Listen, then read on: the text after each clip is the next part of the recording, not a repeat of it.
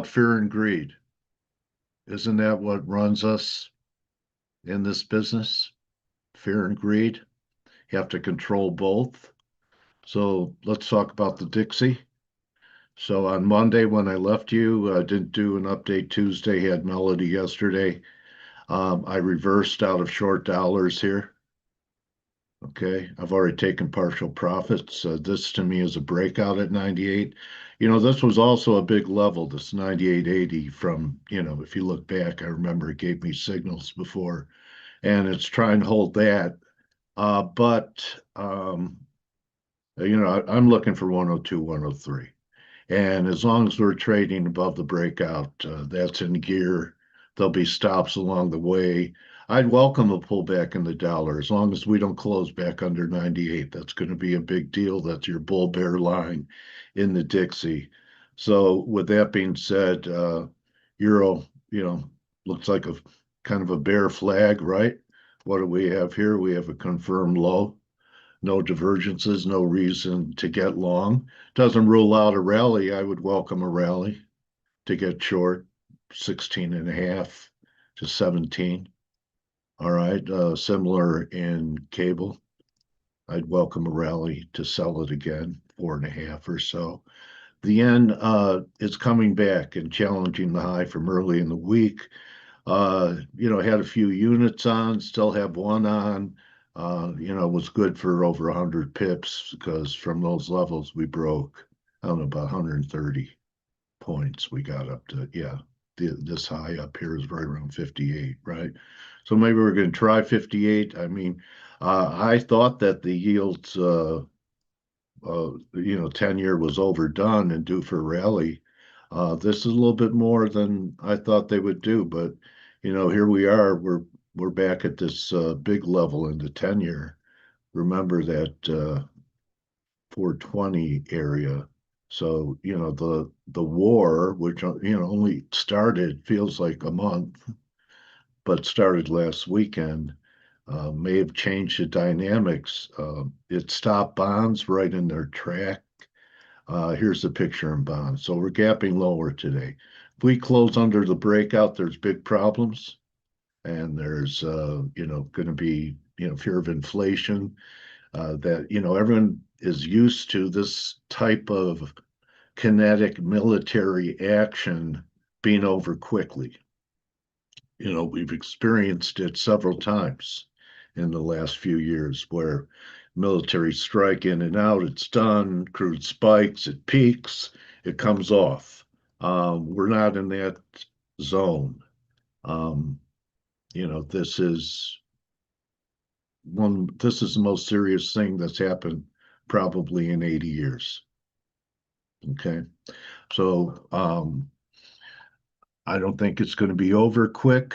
And, even though we got to my targets in WTI 78, I've been talking about since December. I look at this as more of if you want to, because we're at this level, to be taking profits. I'm not going to short this market, even though I have a 3 drive up here. There's just certain situations that there's too much overnight risk for me. If you want to trade it for a top and you pick the right day, intraday, but I have a hard time wanting to position it when I think we're at, a very serious place in human history. So that's crude. So we've covered crude and dollar. For a couple of weeks, I've been saying I thought that gold would retrace to the 78.6 level. It actually overshot it, 342, but we're well underneath it. I don't know if gold could muster a new rally. This looks like pretty negative action, even worse in silver. Okay, silver didn't quite get to the 61.8 level. That's what I was waiting for. Maybe if something happens, we get one more up in silver and one more, if we take out these highs in gold, maybe would try new highs. Could. You know why? Answer in the YouTube box, or I want to see if you guys are getting it. if gold has a chance to go to new highs, what would be the main technical contingency for assuming that that's a possibility? Okay. So, same with gold silver ratio. We had this nice rally and it looks like consolidation.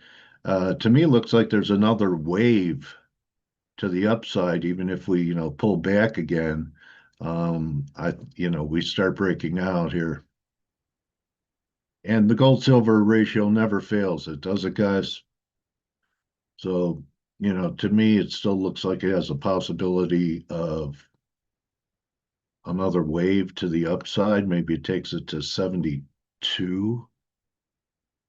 So, I mean, here's the look. To me, it looks like a continuation formation. Okay, so that's my view in metals that, I'm bearish. If it rallies one more time, maybe I'll take a shot up there. But to me, it looks like we have problems, not much of a recovery in either after the big down day that we had on Tuesday. So you have to admit, that this was Monday, Tuesday, we broke. The eclipse was powerful, the lunar eclipse. A lot of things happened on the eclipse. It actually got a low in the S&Ps on the eclipse. I'm going to be with Margot later for her monthly show. Sure, I think she tapes it. Anyway, talked about the possibility of the market peaking on the solar and bottoming on the lunar eclipse. It sure did. Sure looks like it wants to blow off to new highs. I do want to address Bitcoin because that was one of the best calls of the month. May have even nailed a very important low for the entire cycle. Okay, so we're following through. I marked the days that we were buyers here in the room. Here's the room. Say hello. Nope, not that. Say the room. It's the room. Say hello to everybody. Okay, so this is where Mike and I post. You can find the link on the YouTube channel or on my X account. Come on in and immerse yourself. Some great ideas from. I'm amazed by some traders who learned some of my methodologies. And one guy called it a master class in RSI. I say I'm welcome to, I'm glad I add value. So these were the buy points in Bitcoin. Also had them in Ethereum down there. Even if, this isn't the beginning of a new bull phase to over 120, whatever that high was. This is pretty positive. When I was talking about it down here, I thought we could get back to 82, right? That's the breakdown of this neckline. That's a nice looking week. I wouldn't fade it. Not hearing that much enthusiasm about the rally, and it had it in the face of risk off. So this is a weekly buy signal.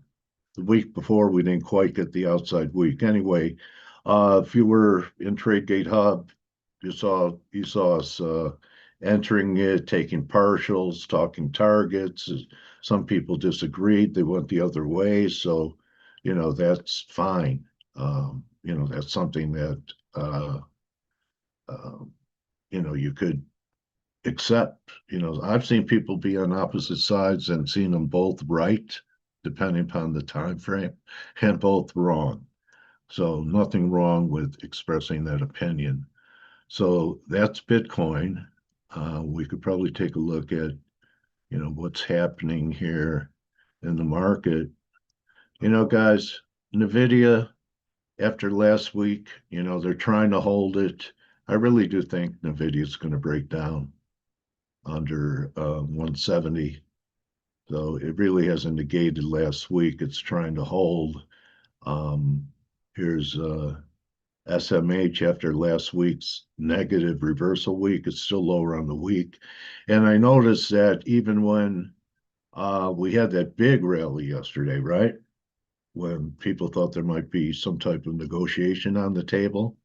This wasn't such a, powerful day. Yeah, it was an up day. It filled the gap. It's back at the trend line, but it didn't do this, right? So, and it's been the leadership. So it's not, and in fact, the leaders of the leadership group, like Micron, really didn't do that much yesterday on that big rally either. So let me just find it here. Yeah, back then I was talking about coin as well. And dare I say the word, I also talked about that micro strategies look pretty good, doesn't look as good as coin. And don't worry, guys, I'm eyeballing sugar.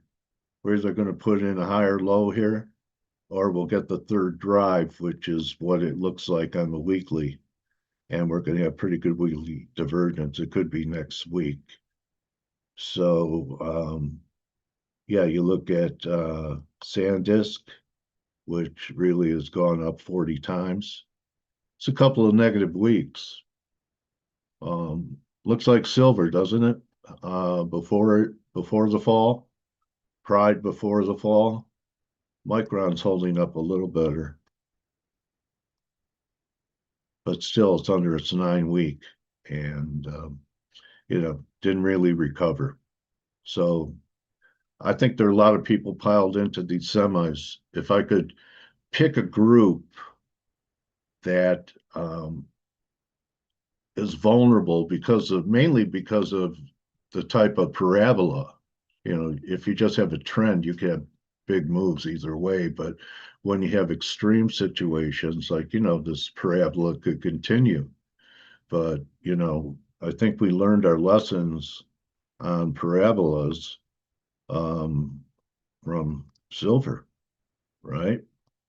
And, what kind of day it had, and that really broke the back of it, right? This week, we had a parabola. So, we'll see what happens here with the semiconductors, S&Ps, for what's going on. People are saying, it's holding up pretty good. I have to admit it. We put in that low on March 3rd. So we'll see what happens with the S&Ps and the NASDAQ. I have a hard time getting bullish here, guys. I know that, there's a lot of fear. I think there's huge put buying going on. But, this is what's happening right now in the Middle East. I feel like there's a lot of complacency about it. And, sometimes you enter periods in market history where what's more important is the return of capital rather than the return on investment. Okay. So capital preservation techniques, which for some would mean, stop trading. For others, it means scaling back on the kind of leverage you have and not trying to hit home run balls. The mission here right now is not to get run over. And on that happy thought, anyway, I think that's important lows in Bitcoin. Take a quick look at wheat. Wheat has come off. It spiked on the military action too, because there's a lot of agriculture coming out of that area, and the straits are, militarily they haven't been blocked, but not much travel. It's almost like they did shut the Straits of Hormuz down because insurance either can't be had or it's too expensive to take the risk. So that's why I'm saying be careful of these historic situations in the market. And you could control your risk during the day. It's the overnight risk that you really have to plan for. So that's a wrap for me, everybody. Remember, don't just count your pips, count your blessings. Was there anything else I wanted to touch on? Uh, yeah, some of the yen crosses. There's some things setting up here in Aussie. Was this it? Do we have head and shoulders on the Aussie yen, or can it generate one more rally? I don't know. I don't think so. We had a negative week. There's still green candles. So, and weekly, but the daily divergences are glaring. Oh, I was going to talk about wheat. That's right. So wheat had a pullback. It spiked on the military invasion, and it's consolidating.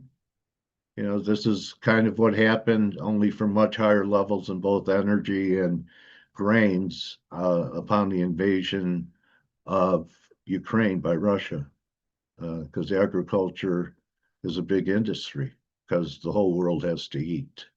So, as long as we're not closing back under the breakout level, and I don't even know if we're going to get a test, shouldn't make it that convenient, but that's coming in around 550, 540 right now. If they took it down there, I would buy more. But to me, it still looks okay. There's still a major weekly breakout. Let it work for you. And the question that I put out on the Dixie, tell me why I don't think that this was the end of the move in the dollar. Write it down. Here's a hint. All right, everybody. Be vigilant. There are times when being in a community has never been more important. And we have some pretty good minds in here that know about risk management. It's not just being right, it's knowing how to lose. Don't just count your pips, count your blessings, everybody. Love you. See you Friday.